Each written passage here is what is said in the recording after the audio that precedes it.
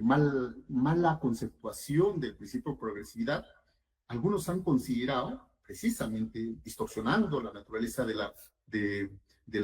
principio de progresividad, que la imputación del hecho punible, el hecho probable en la disposición de formalización de investigación preparatoria, puede utilizar términos generales, puede utilizar hiperónimos, algo así como, por ejemplo, Juan abusó sexualmente a María.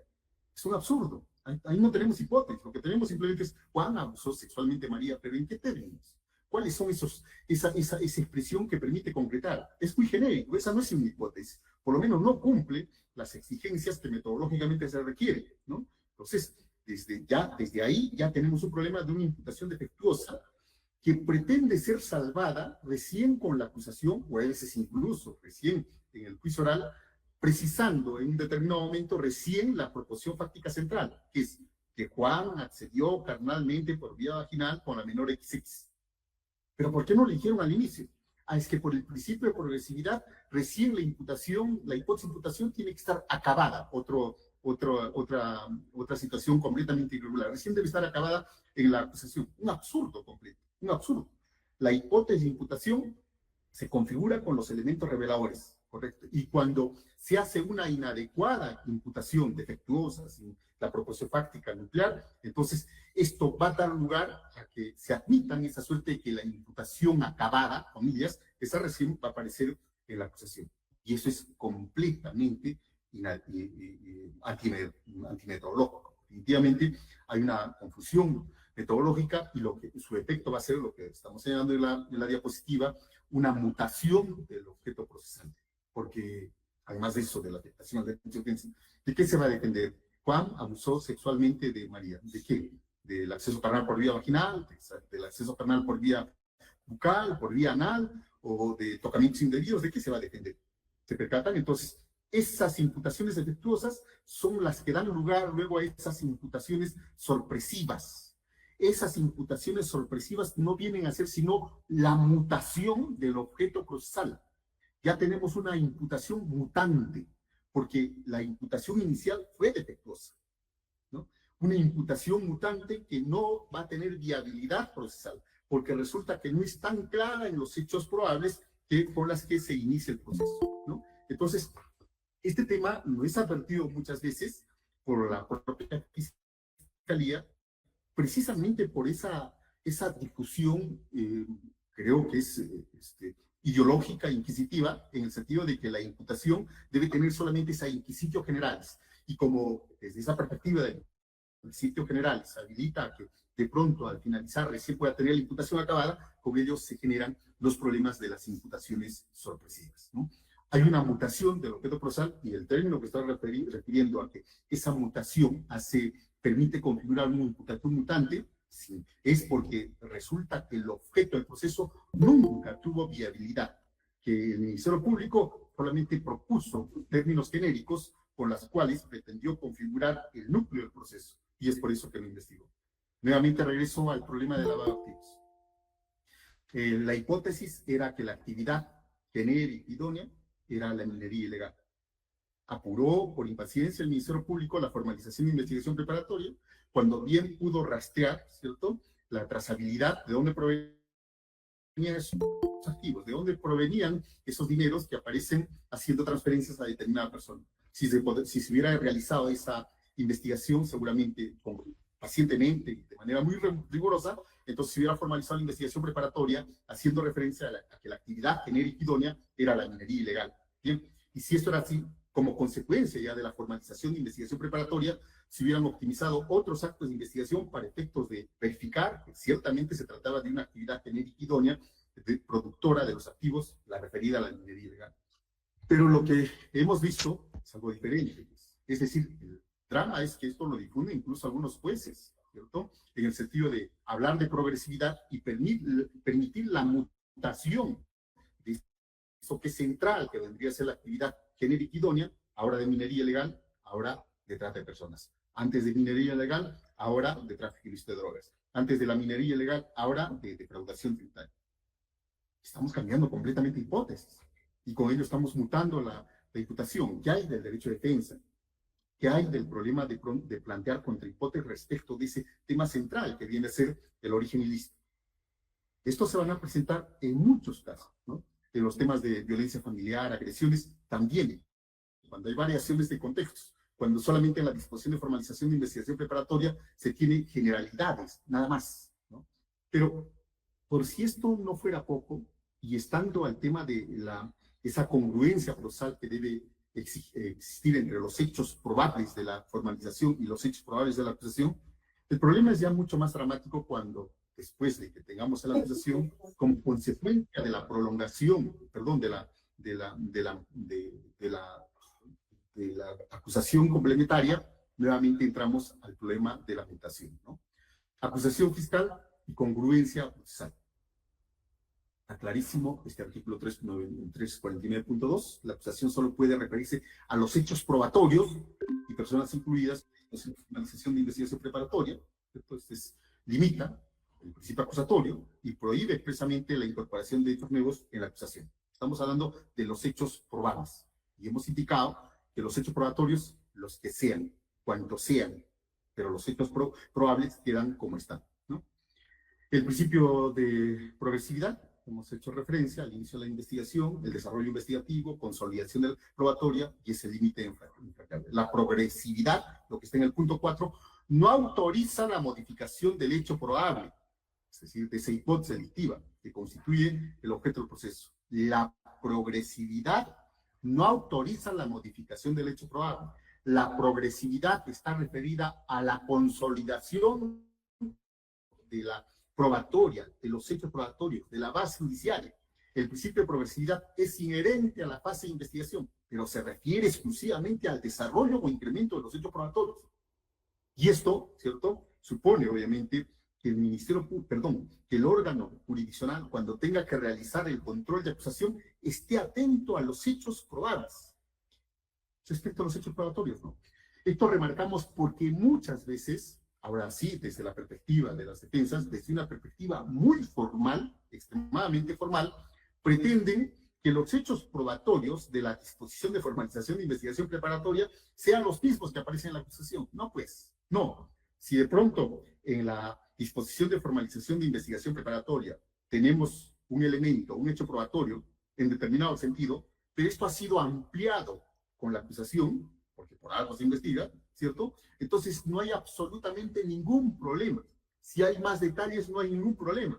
Esto, reitero, es importante para que las defensas, en este caso, no sostengan que hay incongruencia procesal cuando de pronto se adicionan hechos probatorios. También se ha visto frecuentemente, ¿no? Esta es una suerte de defensa bastante formalista, procedimental, al pretender, ¿cierto?, que los hechos probatorios guarden congruencia con los hechos probatorios que aparecen en la acusación. No, no es así, no es así. La congruencia es solamente respecto del hecho probable, ¿no? Tenemos esto que habíamos señalado, que es el autoenjuiciamiento, para ir finalizando. Con la modificación procesal, ahora sí, en el autoenjuiciamiento debe contener ese hecho probable, la hipótesis de imputación del hecho punible. De tal manera que se tiene que verificar que ese hecho imputado, la hipótesis, es el que aparecía en la formalización de investigación preparatoria, es el que aparece en la acusación y es ahora el que manda, el que pauta, el núcleo del autoenjuiciamiento, ¿no? Los problemas seguramente se van a presentar ahora con la viabilidad de que se formule pretensiones impugnatorias contra los autos de enjuiciamiento.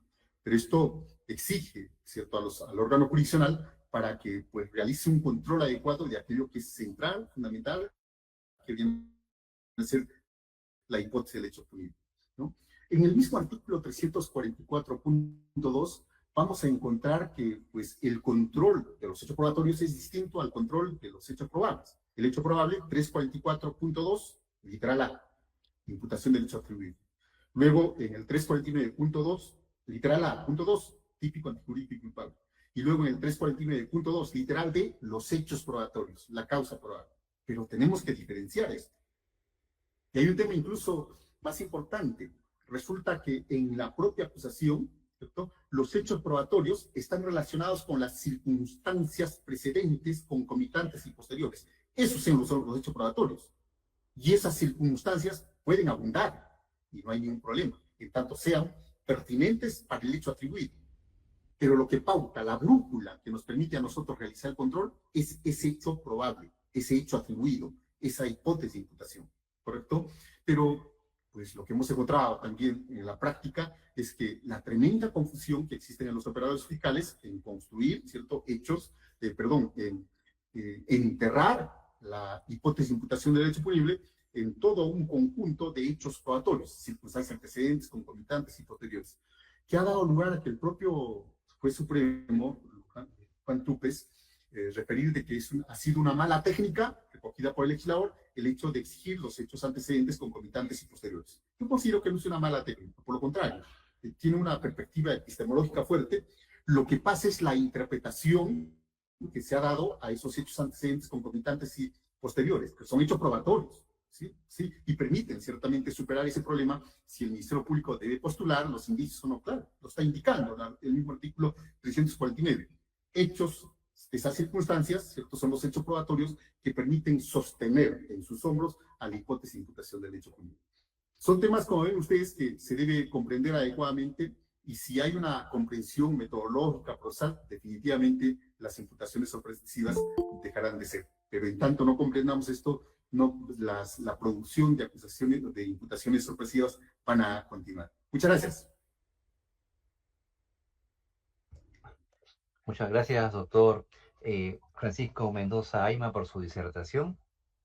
A continuación vamos a escuchar la intervención de la doctora María Jessica León Yarango, presidenta de la Tercera Sala Penal de Apelaciones del Callao, quien participa en calidad de panelista. Adelante, doctora María León. Ok, gracias. Bueno, doctor Mendoza, muy interesante la exposición. Nos permite reflexionar, ¿no?, sobre el tema de la imputación, y que también debemos tener claro cuando hablamos de hechos probables y de hechos probatorios. Y que si estamos ante una imputación sorpresiva, esto debe estar enmarcado en los hechos probables y no en los hechos probatorios. En tanto que estamos también dentro del proceso en aplicación del principio de progresividad, lo que implica que el hecho inicialmente investigado, pues obviamente va a ser completado a lo largo del proceso, y obviamente eso no afecta a lo que es el hecho probable. Interesante la distinción que nos ha hecho y que obviamente nos clarifica en dónde tenemos que enfocar al momento de determinar si estamos ante una imputación sorpresiva. Y esto me llama también a reflexionar en el sentido de que es importante efectuar un debido control, ¿no?, sobre todo en la etapa intermedia, ¿no? En tanto, tal vez se pueden dar situaciones en las cuales nos está introduciendo hechos probables cuando no es lo que corresponde. Y eso puede no solamente pasar en una etapa intermedia, sino también continuar en las siguientes fases del proceso, lo que puede generar situaciones de nulidad, ¿no?, frente al momento de advertirse esta situación. Y eso lo concateno con obviamente un pronunciamiento del Tribunal Constitucional, que también me gustaría saber su parecer, doctor, el emitido el 20 de mayo del 2024, que justamente atacó vía habeas corpus una imputación sorpresiva en un proceso de lavado de activos, ¿no? Y identificó que efectivamente se habían introducido hechos que no fueron materia de investigación, y razón por la cual declaró nulo todo hasta el momento de para efectos de que se emita una nueva resolución previa a la audiencia de control de acusación. Es decir, retrocedió hasta esa etapa. Entonces, esto suma al hecho de que efectivamente hay que tener mucha control en el momento que corresponda para evitar de repente llegar a estas situaciones como la que resolvió el Tribunal Constitucional. Y en esa línea, doctor, le quiero, luego de esa reflexión que efectivamente me pareció muy interesante las distinciones que usted hace y que obviamente nos permite utilizar los términos técnicos adecuados y que permita también identificar lo que corresponde según el concepto que estemos utilizando. Mi pregunta es, ¿qué deben hacer los jueces en todo caso para efectos de garantizar que no se produzcan estas imputaciones sorpresivas, ¿no? Y porque sobre todo lo que afecta es un derecho fundamental, que es el derecho a la defensa, y obviamente como consecuencia de ello la afectación al debido proceso. Eso, doctor. Gracias. Una primera parte me pareció bastante interesante lo que usted hace referencia a la nulidad hasta hasta la etapa intermedia. Pero yo veo algún problema porque si en la propia acusación no tenemos base como para construir ese hecho genérico idóneo productor de activos, va a ser problemático, porque definitivamente el juez tendría que llegar a la conclusión de que es atípico y sobreseer. Parece que es muy tarde ya, hecho de pronto sin base y sin hechos probatorios, de pronto tener el probatorio. Por eso que se impone, creo, desde todo punto de vista, pues seguir trabajando, seguir difundiendo los temas de un necesario control de imputación, pues después de formalizar la investigación preparatoria. Puede disponer el Ministerio Público, y de hecho es su atribución, pero es una disposición vinculada a la legalidad y a los hechos, y de tal manera que si los jueces realizaríamos el control de esa imputación con la disposición de formalización de investigación preparatoria, no estamos en absoluto afectando las atribuciones que tiene el Ministerio Público. Me parece que más bien eso ayudaría a que no se genere esas lagunas de impunidad, precisamente porque el Ministerio Público desde un primer momento no formuló adecuadamente la imputación. Ahora, para efectos de que los jueces, nuestros colegas, puedan realizar un adecuado control, me parece que se tiene que optimizar la lectura del artículo 344. Porque ese 344, numeral 2, no solamente está referido a la posibilidad de que el Ministerio Público pueda requerir el sobreseimiento, sino que también la parte pueda solicitar el control sustancial, sosteniendo que falta el hecho atribuido, o falta el hecho imputado, o en todo caso la atribución del hecho imputado, ¿no? Creo esto es fundamental. O en todo caso el juez de oficio verificar que no existe esa imputación del hecho punible sobre ser. Finalmente es un poder deber que le corresponde al juez. Y en serio esa etapa, porque creo que está generalizado el hecho de que a nivel nacional, pues la etapa intermedia pues ha devenido una etapa que no hace de filtro, sino que pasan todas las imputaciones y finalmente son los jueces de juzgamiento quienes se cargan con todas esas imputaciones. El reciente caso no digo emblemático, sino un caso bastante sonado de políticos en la Corte Superior Nacional, creo que es un caso que permite verificar ese tipo de efectos. Muchas gracias, doctora Jessica. Gracias, doctora Mendoza. Muchas gracias. La doctora Emperatriz Pérez Castillo también desea formular una pregunta. Adelante, doctora Emperatriz. Muy buenas tardes con todos. Doctor Félix Mendoza, disculpen que no pueda abrir la cámara, tengo problemas con el equipo.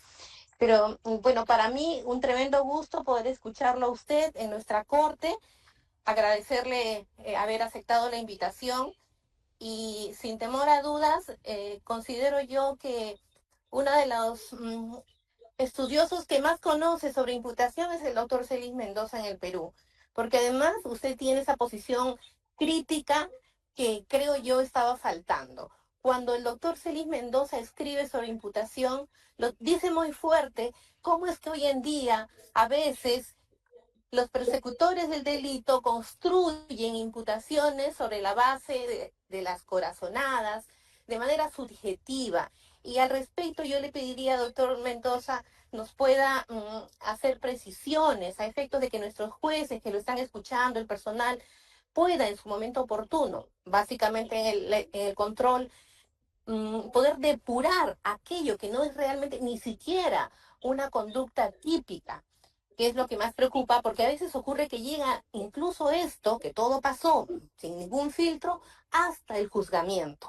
E incluso, permítame señalarle, ocurre que muchas veces en el juzgamiento se advierte que de un simple juicio de valoración del hecho, por razones lógicas, se advierte que ese hecho ni siquiera era un delito.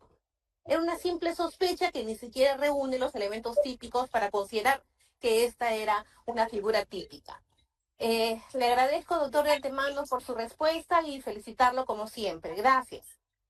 Muchas gracias, doctora. A ver, dos puntos. Uno, creo que se debe relevar la centralidad del razonamiento probatorio, pero no para el final, sino al inicio, para los colegas fiscales, que puedan tomar en serio los hechos probatorios, esos indicios reveladores, y pues infieran inductivamente lo único que pueden inferir, de tal manera que no puedan contar cuentos sobre la base de su intuición, conjetura, si es que no están claros en los hechos probatorios.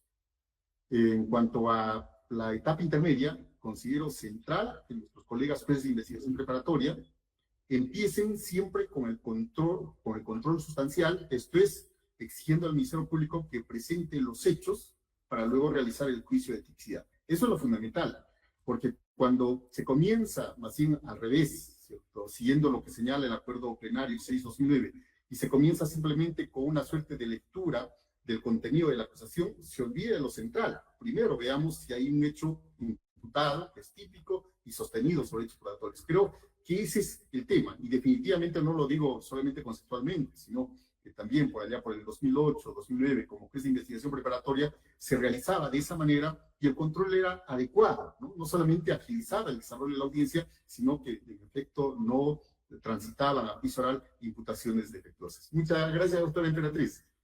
A usted las gracias, doctor. ¿Alguna otra pregunta de parte de nuestros participantes? Se agradecerá levantar la mano virtual.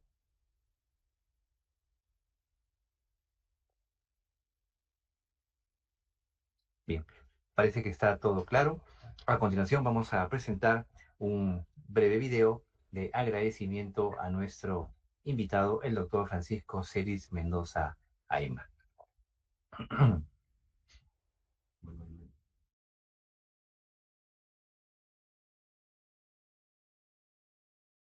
También anunciarles que ya se ha compartido el formulario de asistencia en la sección mensajes.